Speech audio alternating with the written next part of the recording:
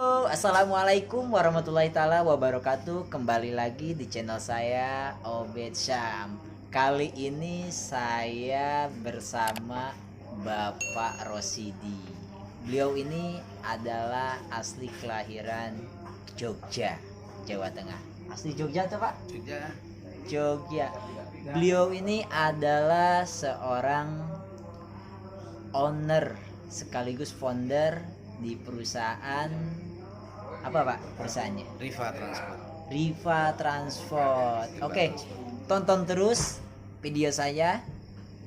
Kali ini kita akan mengupas bagaimana perjalanan Pak Rosidi ini membangun sebuah perusahaan rental mobil dan tour travelnya di Riva Transport.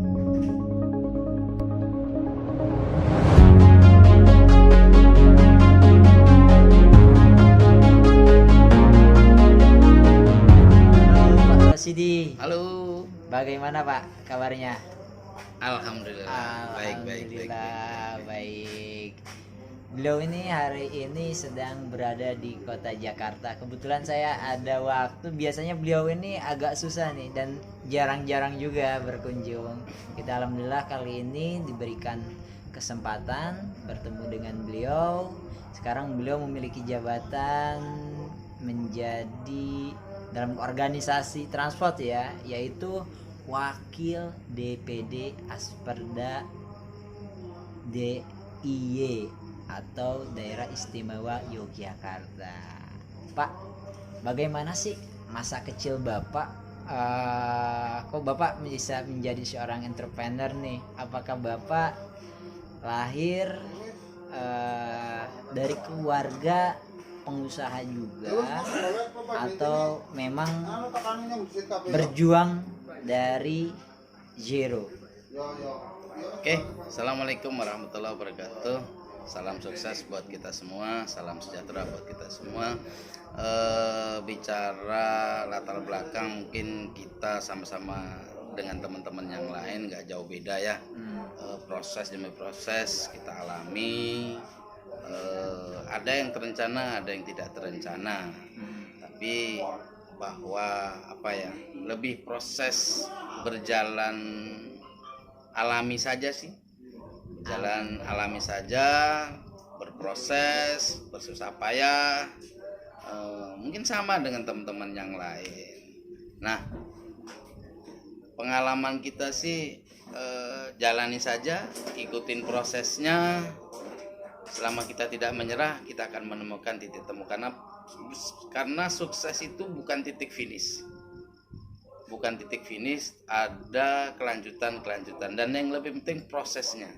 Karena Allah itu tidak mengukur hasilnya, tapi lihat prosesnya. Mungkin seperti itu. Nah, kesuksesan kadang sesuatu yang harus dikejar terus. Ini pertanyaan yang belum terjawab nih Pak Rosidi. Ya. Bapak ini terlahir dari keluarga. Oh, bukan. Kami dari yang sangat biasa banget. Sangat biasa ya. Sangat biasa banget. Mungkin banyak teman yang lebih mujur nasibnya daripada kita ya. Nah, sekarang bagaimana sih mungkin teman-teman saya nih di channel saya, mereka ingin tahu bagaimana pengalaman Bapak ke pencapaian seperti dari titik nol. Apakah Bapak langsung ketika lulus sekolah menjadi seorang entrepreneur atau bekerja dulu Pak? Seperti itu. Pernah kerja dulu, terus langsung tidak langsung jadi entrepreneur, tidak juga. Nah, memang keinginan dari dulu tuh memang kerja yang sendiri itu memang udah keinginan dari dulu itu. Oh, dari masa-masa kecil atau dari masa muda itu udah memang ingin menjadi seorang entrepreneur ya, punya usaha sendiri ya punya usaha sendiri lah. Kalau dulu pikirnya nggak muluk-muluk sih ya, pengen usaha gitu aja. Usaha. Nah, walaupun ya memang tidak gampang jatuh. Nah, banyak jatuh. Yang namanya orang usaha itu pastinya mengalami naik turun, hambatan, bagaimana kita bisa tegar. Terus pastinya yang diuji adalah mentalitas kita, Pak. Kebanyakan nih kita itu sering dihantui ketakutan oleh diri kita sendiri. Bagaimana Bapak bisa melewati hal itu, Pak? Kadang itu tanpa rencana ya, jalanin aja sih, jalanin aja, nanti lambat laun mental kita akan terbentuk dengan sendirinya. Jalanin aja prosesnya, bukannya terus kita nggak sedih, pasti berdarah-darah lah, kata orang, pasti berdarah-darah. Nah, seiring berjalannya itu nanti ketemu dengan sendirinya. Perjalanan apa yang kita tuju itu lambat laun pelan tapi pasti. Kadang nggak bisa direncana, harus begini nggak bisa.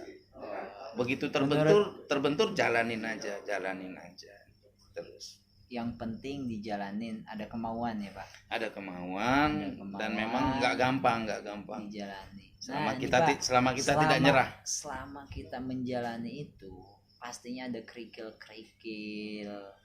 entah itu ujian, sehingga membuat kita tidak konsisten, tidak komitmen terhadap sebuah impian yang ingin kita raih. Terkadang banyak, seperti saya sendiri, ketika belajar atau mencoba hal-hal baru, pastinya kita dihadapkan dengan sebuah tantangan, Pak. Bagaimana Bapak bisa melalui sehingga Bapak sampai saat ini bisa dibilang ya sukses lah dalam mengelola manajemen perusahaan Bapak, sehingga Bapak pun bisa aktif dalam sebuah organisasi. Tentunya ini bagaimana cara manage waktu juga nih, Pak. Oke. Pertama mungkin ikutin prosesnya, jalanin aja, seneng ya. Nah, dengan seneng kita berusaha. Jadi kalau betul-betul kita posisi jatuh itu, ingat apa yang mau kita tuju. Ingat apa yang mau kita tuju. Nah, itu membuat semangat lagi. Walaupun itu nggak gampang, wajar sih, manusiawi. Kalau posisi kita kadang lemes, kadang down, itu wajar sekali. Tapi terkadang orang-orang di sekitar kita, keluarga, saudara, atau tim yang ada bersama kita itu jadi apa ya, faktor utama. Jadi bisa jadi bukan kita. Jadi faktor utama yang kita mampu bertahan, mampu berjuang sampai titik darah penghabisan kayak ibaratnya. Nah, itu orang-orang di sekitar kita.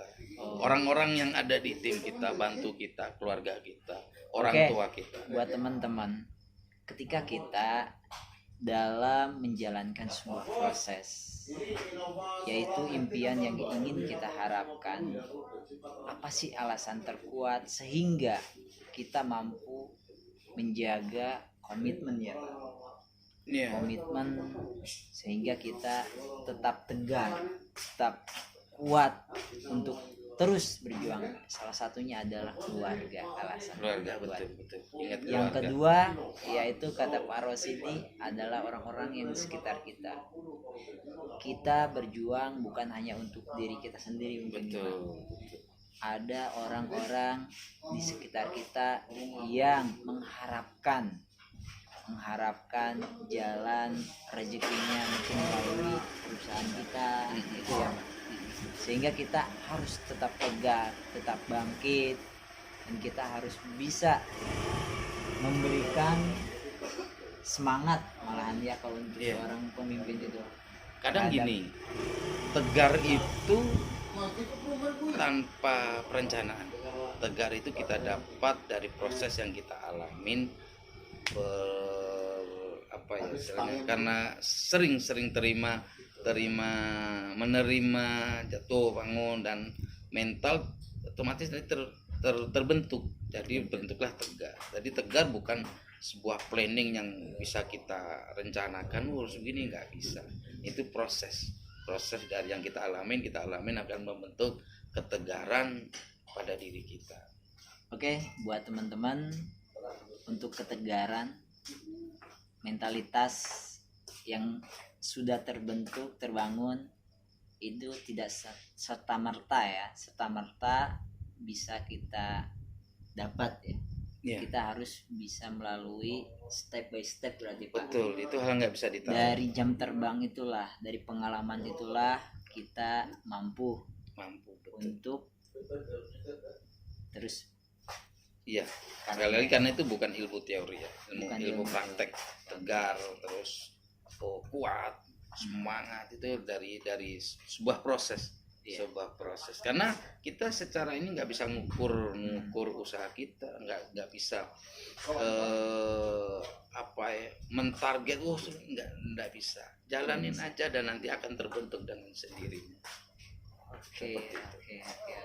Nah Pak, bagaimana sih kita mungkin di channel ini supaya ada manfaat khususnya buat generasi milenial yang mindsetnya mungkin selesai dia pendidikan, mereka pasti obsesinya cari kerja.